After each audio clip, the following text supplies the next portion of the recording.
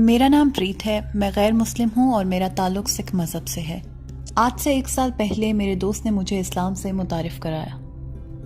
ہم ایک ہی یونیورسٹی میں پڑھتے ہیں اور اس نے مجھے چند کتابیں پڑھنے کے لیے دی۔ چونکہ میں نے اس کو دیکھا ہے کہ وہ کافی عبادت کرتا ہے، نمازیں پڑھتا ہے، اچھے سے بات کرتا ہے، تو میں اس سے کافی سوال کیا کرتی تھی۔ اس نے مجھے ایک دن کہا کہ تم قرآن پاک کا ترجمہ کیوں نہیں پڑھ لیتی ہو؟ جب میں نے قرآن پاک کا ترجمہ پڑھا تو مجھے یقین ہو گیا کہ اللہ ہی حقیقی خدا ہے اور رسول صلی اللہ علیہ وآلہ وسلم اللہ کے آخری نبی ہیں۔ لیکن کچھ عرصے کے بعد میرے والدین کو اس کے بارے میں پتہ لگ گیا کہ میں چھپ چھپ کے قرآن پڑھتی ہوں۔ چونکہ وہ کافی مذہبی ہیں اور سکھ مذہب پہ کافی یقین رکھتے ہیں تو وہ مجھ سے ناراض ہو گئے۔ جب میرے والدین کو یہ پتہ لگا کہ میرا اسلام کی طرف رجحان زیادہ ہو رہا ہے تو وہ مجھے اٹھا کے گردوارہ لے گئے تاکہ میرا سکھ ازم پہ یقین زیادہ پختہ ہو جائے۔ ان کے اس حرکت پہ مجھے کافی دکھ ہوا، لیکن چونکہ وہ میرے والدین ہیں تو میں ان پہ غصہ نہیں کر سکتی تھی اور نہ ہی اونچی آواز میں بات کر سکتی تھی۔ چونکہ میں ان کو ناراض نہیں کر سکتی تھی اس لیے میں نے ان کے کہنے پہ گردوارے میں عبادت شروع کر دی، لیکن یہ سب میں نے دل سے نہیں کیا، یہ تو میں نے ان کو خوش کرنے کے لیے کیا۔ تو آپ مجھے نصیحت کریں کہ میں اپنے والدین کو کیسے سمجھاؤں کہ اسلام ہی سچا مذہب ہے اور میں اس کی جانب آنا چاہتی ہوں۔ ہماری اس بہن نے سوال کیا ہے کہ یہ اسلام کو 1-1.5 سال سے پڑھ اور سمجھ رہی ہیں۔ ہماری بہن نے یہ بھی کہا ہے کہ وہ یقین رکھتی ہیں کہ حقیقی خدا صرف اللہ ہے اور رسول صلی اللہ علیہ وآلہ وسلم اللہ کے آخری نبی ہیں، لیکن ان کے والدین ان کو اسلام قبول کرنے نہیں دے رہے۔ ایسے میں یہ چاہتی ہیں کہ میں ان کو نصیحت کروں کہ ان کے لیے مناسب راستہ کیا ہے۔ میری ایک کتاب ہے اور کئی لیکچر بھی ہیں جس میں میں نے بتایا ہے کہ حقیقی خدا کا تصور کیا ہے، مختلف مذاہب میں خدا کو کیا سمجھا جاتا ہے۔ میں نے اپنی اس کتاب اور لیکچرز میں تمام مذاہب کے بجائے 4 مذاہب کی بات کی ہے، جن میں سکھ ازم کو بھی بعد میں شامل کر دیا گیا۔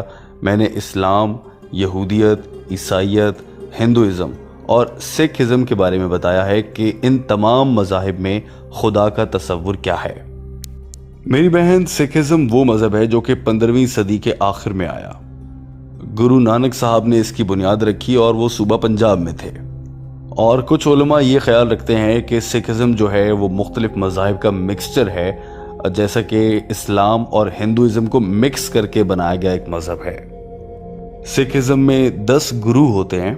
اگر آپ سکھوں کی مذہبی کتابوں کا مطالعہ کریں اور جاننا چاہیں، اس میں کھوج لگائیں کہ سکھ ازم میں خدا کا تصور کیا ہے، میں کہہ رہا ہوں کتابیں پڑھیں، یہ نہیں کہ لوگ کیسے عبادت کرتے ہیں وہ دیکھیں۔ اگر آپ گرو گرنتھ کا پہلا چیپٹر پڑھیں، پہلے چیپٹر کا نام ادی گرنتھ ہے اور اس کا جو پہلا حصہ ہے اگر آپ وہ غور سے پڑھیں، یہاں پر خدا کے تصور کے بارے میں کہا گیا ہے کہ وہ سچا ہے، وہ سب سے زیادہ طاقتور ہے اور اس کی کوئی خواہشات بھی نہیں ہیں اور اس کے پاس ہر کام کرنے کی طاقت اور ہمت ہے اور اللہ یعنی خدا کے جیسا کوئی نہیں ہے۔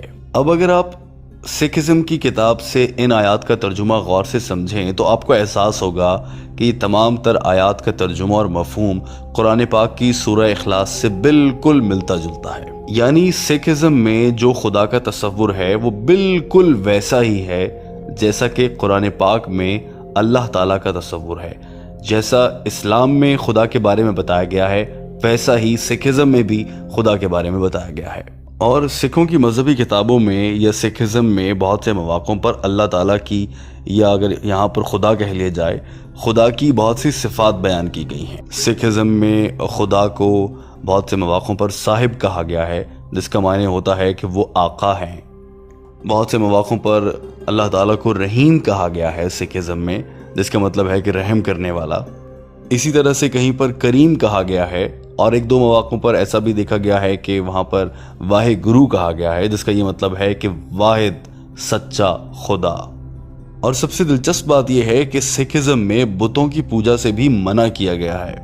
سکھ مذہب میں اس بات کی بھی سختی سے نفی کی گئی ہے کہ خدا اپنی شکلیں بدلتا رہتا ہے، کبھی وہ سورج کے روپ میں نظر آئے گا، کبھی پہاڑ کے روپ میں نظر آئے گا۔ سکھ مذہب میں اس کو بھی کسی خاطر میں نہیں لایا گیا اور ایسا کہیں نہیں کہا گیا ہے۔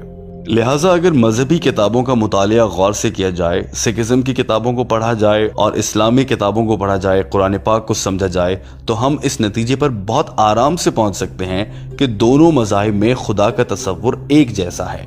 سکھزم اور اسلام دونوں میں خدا کے بارے میں جو کہا گیا ہے وہ تقریباً ایک جیسا ہے۔ وہ الگ بات ہے کہ اب مسلمانوں میں اور سکھوں میں عبادت کرنے کے طریقے اتنے مختلف ہیں کہ ہمیں لگتا ہے کہ دونوں ایک دوسرے سے بہت مختلف ہیں، لیکن خدا کے تصور کے حوالے سے دونوں ایک جیسے ہیں۔ تو یہاں پر میں آپ کو یہ نصیحت کر سکتا ہوں کہ آپ قرآن پاک کا ترجمہ اپنے والدین کو پڑھائیں، اپنے والد صاحب کو، والدہ کو پڑھائیں، تاکہ وہ بھی وہ چیزیں سمجھ سکیں جو آپ سمجھ چکی ہیں۔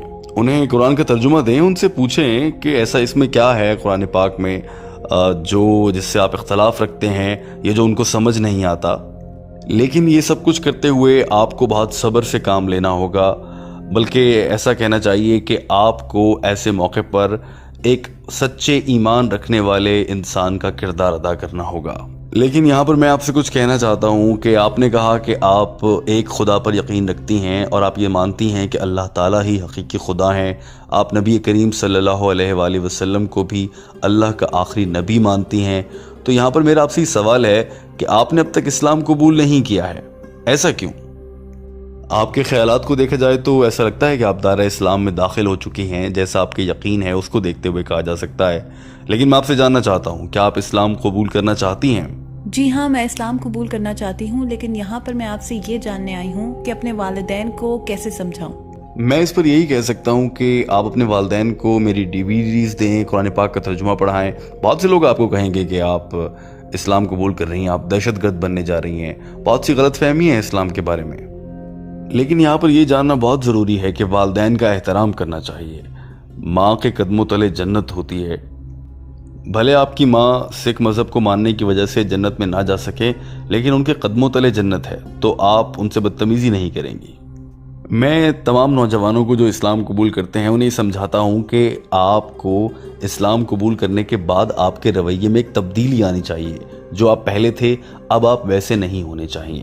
آپ ایک بیٹی ہیں، آپ اپنے والدین کی اچھی بیٹی بنیں۔ اب جب آپ اسلام قبول کر لیتی ہیں، اگر آپ کر لیتی ہیں، تو اس کے بعد آپ پر فرض ہوگا کہ آپ زیادہ اچھی بیٹی بنیں، والدین کا زیادہ احترام کریں، تاکہ جب وہ آپ سے پوچھیں کہ آپ میں یہ تبدیلی کیسے آ گئی تو آپ بتا سکیں کہ میں نے اسلام قبول کیا ہے اور اسلام ہمیں یہ سکھاتا ہے۔ اس بات سے بھی یقیناً آپ کے والدین اسلام کی جانب آ جائیں گے۔ اور آپ کو چاہیے کہ آپ فرما بردار بیٹی بنیں، اپنے والدین کی کہی ہر بات مانیں، سوائے ان باتوں کے جو کہ قرآن پاک کی تعلیمات سے اور اسلام سے دور لے جانے والی ہوں۔ اس کے علاوہ ان کی سب باتیں مانیں، ان کا احترام کریں۔ لیکن بطور ایک بیٹی میں آپ کو یہ سمجھاؤں گا کہ آپ کبھی اپنے والدین کے ساتھ بدتمیزی سے بات نہ کریں، ان کو عزت دیں، احترام دیں۔ قرآن پاک میں کہا گیا ہے کہ اپنے والدین کو اف تک نہ کہو۔ تو میں آپ کو یہ سمجھانا چاہ رہا ہوں کہ اپنے والدین کے ساتھ آپ اپنے رویے کو بہت اچھا کر لیں، تو وہ ایک دن سوال کریں گے کہ آپ کا رویہ اتنا اچھا کیسے ہوگا، تو آپ انہیں کہہ سکتی ہیں کہ میں اسلام پر عمل کر رہی ہوں۔ شروع میں وہ سوچیں گے کہ آپ کسی غلط مذہب میں جا رہی ہیں، لیکن دھیرے دھیرے جب وہ سمجھ جائیں گے تو پھر ہو سکتا ہے کہ آپ اپنے والدین کو جنت میں لے جانے کا باعث بن جائیں۔ اور میں آپ کو یہاں پر یہ بھی کہنا چاہوں گا کہ میں نے ایک کتاب لکھی ہے جس میں نے بتایا ہے کہ اکثر غیر مسلم لوگ کیا سوال کرتے ہیں اور ان سوالوں کے جواب ہیں۔ وہ کتاب میں یہاں پر کسی سے درخواست کروں گا کہ کوئی والنٹیئر آپ کو دے دے، تاکہ وہ کتاب آپ اپنے والدین کو دیں، وہ اس کتاب کو پڑھیں اور سمجھیں۔ اس سے مجھے پورا یقین ہے کہ ان کے ذہن میں جو غلط فہمیاں ہیں وہ دور ہو جائیں گی اور پھر وہ خود بھی اسلام قبول کر لیں گے اور آپ کو بھی اجازت دے دیں گے۔ لیکن یہاں میں آپ سے ایک بار پھر کہہ رہا ہوں کہ آپ کو اپنے والدین کی عزت اور احترام کو برقرار رکھنا ہے، ان سے بدتمیزی نہیں کرنی، ان کی کہی ہر بات کو مان لینا ہے، سوائے ان دو باتوں کے جو اللہ اور نبی کریم صلی اللہ علیہ وآلہ وسلم کے احکامات کے خلاف ہوں۔ اس کے علاوہ وہ جو کہتے ہیں آپ وہ مان لیجئے۔ مثال دے رہا ہوں، اگر آپ کی والدہ آپ کو کہتی ہیں کہ آپ نیلے رنگ کے کپڑے پہنیں، آپ کو نیلے رنگ کے کپڑے پہننا پسند نہیں ہے، آپ اس کے باوجود اپنی والدہ کی خوشی کے لیے وہ کپڑے پہن لیں، اس سے یہ ہوگا کہ آپ کی والدہ آپ سے مزید پیار کریں گی اور پھر وہ آپ کے رویے میں یہ تبدیلی دیکھنے کے بعد کہ آپ اتنا اچھا کیسے ہو گئی ہیں، آپ سے سوال کریں گی کہ ایسا کیسے ہوا، اور آپ انہیں بتا سکیں گی کہ میں اب دین اسلام پر عمل کر رہی ہوں اور اس نے میری زندگی میں یہ خوشگوار تبدیلیاں دی ہیں۔ اس کے بعد یقیناً آپ کے والدین بھی اسلام کی جانب آ جائیں گے۔ मुझे उम्मीद है कि आपको आपके सवाल का जवाब मिल गया होगा। दोस्तों, हम आपके लिए डॉक्टर जाकिर नाइक की अंग्रेजी ज़बान में की गई गुफ्तगू का उर्दू तर्जुमा लाते हैं ताकि आप डॉक्टर जाकिर नाइक की गई गुफ्तगू को समझ सकें और इसे समझने के बाद दूसरे अफराद तक भी पहुंचा सकें। उम्मीद है कि आपको ये वीडियो पसंद आई होगी। आपसे दरख्वास्त है कि इस चैनल को सब्सक्राइब कर लीजिए ताकि आप तक हमारी आने वाली हर वीडियो पहुँचती रहे। दोस्तों, याद रखिए कि ये चैनल खालिसतन आपकी रहनुमाई के लिए बनाया गया है। वीडियो देखने का बहुत शुक्रिया।